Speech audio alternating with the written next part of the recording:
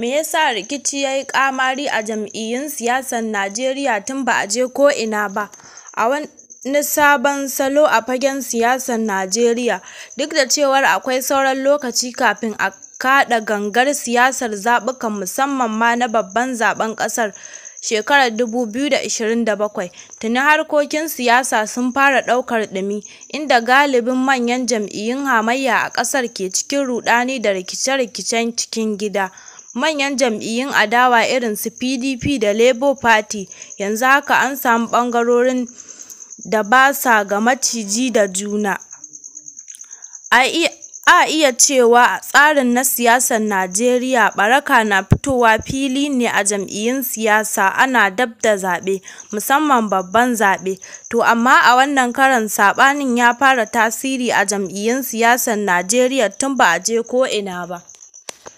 A yanzu haka akwai ɓangarori biyu da ke kokawa a jam'iyyar Labour Party tsakanin Sanato Nenadi Usman da Dr. Julius, wanda yanzu haka ana gaban kuliya ana faman shari'ar.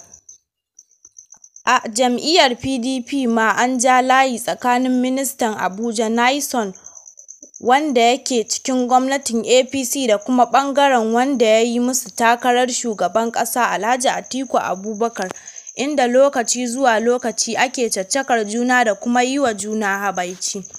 Farfesa Kamilu Sani Fage na Jami'ar Bayero ta Kano, mai sharhi kan harkokin siyasa a Najeriya, ya ce rashin aƙida da kyakkyawar manufa na taka rawa wajen rashin samun jituwa a jam'iyyun Najeriya.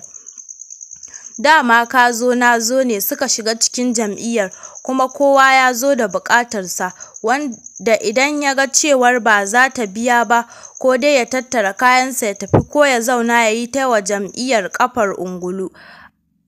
A nan shi ya sa PDP da Labour da NNPP ɗin suka tsinci kansu kaca-kaca a cikin rigingimu, a cewarsa. Har ila yau Farfesa Kamilu Fagen ya ce akwai batun zafin gaba ko riƙo da 'yan siyasar ke da shi, wanda idan mutum ya ga buƙatarsa ba za ta biya ba, sai ya ce bari kawai da a baiwa yaro riga gwara ya ga kowa ya rasa, in ji shi. Shi kuwa masanin siyasar nan a Najeriya, Dr. Kabiru Sufi, ya ce dalilan da suka janyo aka samu wannan sauyin a salon siyasar da wuri haka shine abin da ya faru a zaben da ya gabata, musamman zarge-zargen da aka yi wa wasu daga cikin jigajigan jam'iyyu na taimakawa wani ɗan takara ko jam'iyyar da ta yi nasara a matakin tarayya, wanda hakan ya sa wasu ke ta ƙoƙarin wajen ganin sun ƙwace jam'iyyar. Haka kuma ya ce karatowar zaben ƙananan hukumomi a wasu daga cikin jihohin ƙasar, musamman bayan da Kotun Koli ta baiwa ƙananan hukumomin ƙasar cin gashin kai, na daga cikin dalilan da suka sa aka samu sauyin siyasar, kuma hakan ya sa hamayya ta sake tasowa a cikin jam'iyyu ko a tsakaninsu, duk kuwa da cewar ba su ne ke mulki a jihar ba, a cewar Dr. Kabir Sufin. A ɓangare guda kuwa akwai wata jiƙaƙƙiya a jam'iyyar NNPP mai mulkin Kano, inda ake samun rashin jituwa tsakanin mambobin jam'iyyar da wasu 'yan majalisar tarayya. To sai dai al'amarin bai fito fili ba, amma ana cewa Gwamna Abba Gida-Gida ya shiga maganar, har ma ya gana da waɗanda suke fushin.